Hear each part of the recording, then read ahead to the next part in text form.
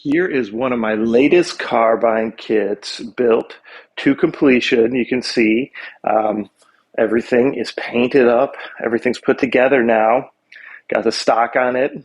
Shot it. It all worked out good. So pretty happy with how it turned out. So basically got the silver metallic, left the black bottom. This donor unit here is a Chermory G17 Glock. So they're still available on Amazon and they're definitely a good value. Pretty realistic looking because the slide is just, well, the slides are red and yellow, so that's good. They do make all black 1911s that are very realistic, but this works out nice because then you can leave this black base there. And this was actually a red metallic paint. It kind of turned out a little different than I expected red metallic, but I like how it looks. I mean, either way, it looks nice. A couple accessories with the different rails on top. And then, of course, we've got the stock off the back, and this is from like an M4 Wasp blaster that I put on the buffer tube. Got a nice rail on here, and that's also a good way to attach to make it strong. Put a grip up front, put a couple rails there as well, and again, those also attach to the slide.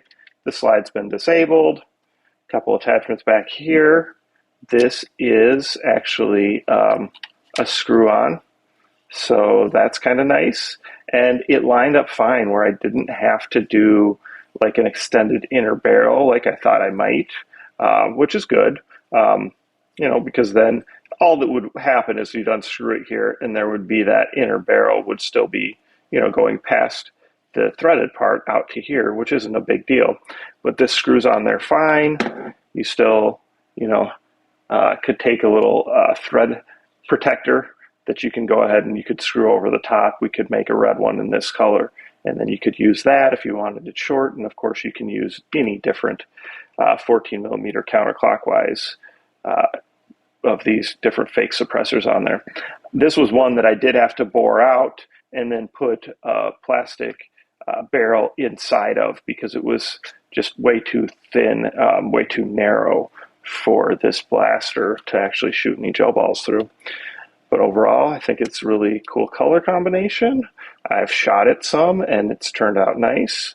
And we'll go ahead and shoot it and show you the FPS and see where we're at on FPS with it as well.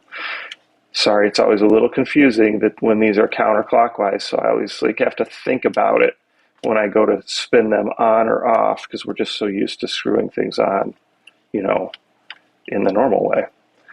So anyway, there it is. Not sure what I'll call this one, but again, an adapted Carbine kit from an airsoft.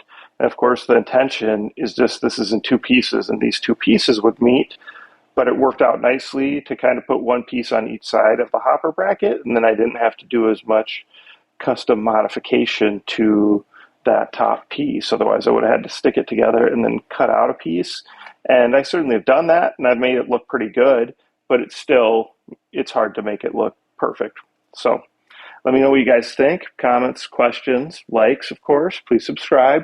And now I've got, I don't know, a half dozen of these different ones that I've built into kits like this. So it's probably going to be time to start giving some of these away too.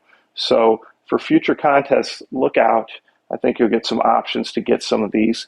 And, some of them are still at that 150 FPS. So they're still getting some good FPS, especially for top loaders. All right. So thanks. Share with your friends. Participate in those giveaways. And give me those likes, comments, and subscribes.